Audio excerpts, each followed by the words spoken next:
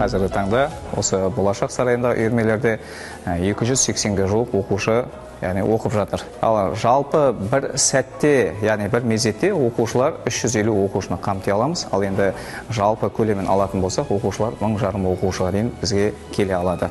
Осы болашақ сарай ашылғанда біз бұған бұрғамыз, білімге бағыттау бойынша.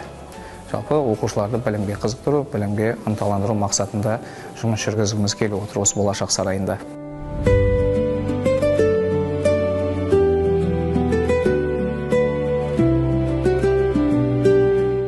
Мен қолөнер үйірмесіне қатысам. Қолөнерде әртүрлі бұйымдар жасап, әртүрлі достар табып ойнаймыз. Біз әртүрлі эскизбен бұйымдар жасап, тоқу үйірмесін жасаймыз. Мысалы, мен моншақтан 2 сумка тоқыдым.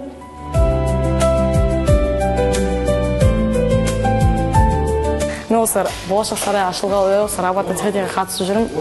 Мына роботтарды құрастырып, және қалай істелетінін зерттеп, сол ұнайды роботты техника бұрыннан. Сол осы жақта көп достар таптым.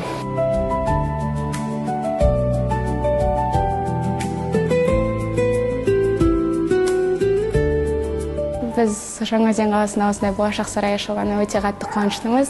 Біз мұнда ұбт-ға дайындалып жатырмыз, және бұл жерде көптеген басқа да үйірмелер бар. Жаңаөзен қаласында осындай заманауи орталықтың ашылуы біздің жастарымызға үлкен мүмкіндік деп ойлаймын.